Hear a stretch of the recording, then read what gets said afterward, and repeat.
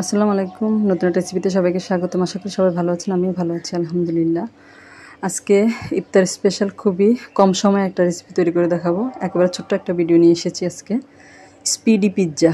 এখানে আমি 5-6 পিস পাউরুটির নিয়েছি। পাউরুটির পাশের যে ব্রাউন অংশটা ছিল ওটা আমি ছুরি দিয়ে কেটে বাদ দিয়ে দিয়েছি। আপনারা চাইলে যে কোনো গোল শেপ করেও নিতে পারেন, আমি কিন্তু এটা স্কোয়ার শেপ করে নিয়েছি।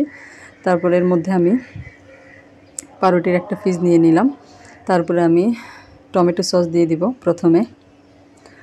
এই পিৎজাটা খেতে কিন্তু খুবই ভালো লাগে আর খুব কম সময়ে তৈরি হয়, বিদায় এর নাম স্পিডি পিৎজা। আর আপনাদের কাছে অনুরোধ রইল পুরো ভিডিওটা দেখবেন, একেবারে ছোট একটা ভিডিও।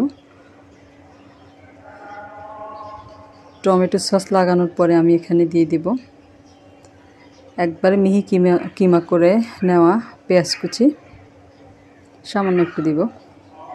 পেঁয়াজ কুচিটা দিলেও কিন্তু খেতে খুব ভালো লাগে। আর একেবারে ছোট মিহি কিমা করা ক্যাপসিকাম কুচি দিয়ে দিলাম।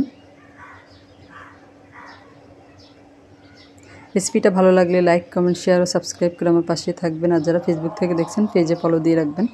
তারপরে একেবারে ছোটো টুকরো করে কেটে নেওয়া টমেটো কুচি তাও দিয়ে দিলাম। এইভাবে করে আমি আরেকটা ব্রেডের স্লাইসের মধ্যে দিয়ে দিচ্ছি পেঁয়াজ কুচি, ক্যাপসিকাম কুচি, তারপর টমেটো কুচি।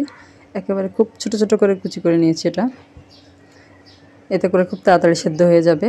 আর এই পিৎজাটা তৈরি করতে সময় লাগবে 5 থেকে 6 মিনিট, খুব তাড়াতাড়ি হয়ে যাবে। এরপর আমার এখানে চিজ লাগবে, গ্রেট করে নিয়েছি চিজটা। আমার এই চিজটা মজারেলা চিজ না, এটা এমনিতে নর্মাল যে চিজটা পাওয়া যায় ওটা। মজারেলা চিজ হলে সবচেয়ে ভালো হয়, কারণ মজারেলা চিজটা খুব তাড়াতাড়ি মেল্ট হয়ে যায়। তারপরে আমি এখানে প্যানের মধ্যে দিয়ে একদম লো আঁচ করে দিয়েছি। প্যানটা আগে গরম করে নিয়েছি, লো আঁচ করে দিয়ে ঢাকনা দিয়ে ঢেকে ঢাকনা ছিদ্রটা বন্ধ করে দিয়েছি। 6 মিনিট আমি এটা জাল করে নিয়েছি, অর্থাৎ একদম লো আছে এটা আমি করে নিয়েছি যতক্ষণ না চিজটা মেল্ট হয়ে যায় ততক্ষণ পর্যন্ত। আপনারা চাইলে এখানে একটু প্যানের মধ্যে প্রথমে একটু বাটার দিয়ে নিতে পারেন বা সামান্য একটু তেলও ব্রাশ করে নিতে পারেন। আমি কিন্তু কিছুই করিনি, এমনিতে করে নিলাম। এই যে আমার হয়ে গিয়েছে। রেসিপিটা কেমন লাগলো কমেন্ট করে জানাবেন। সবাই ভালো থাকবেন। আল্লাহ হাফেজ।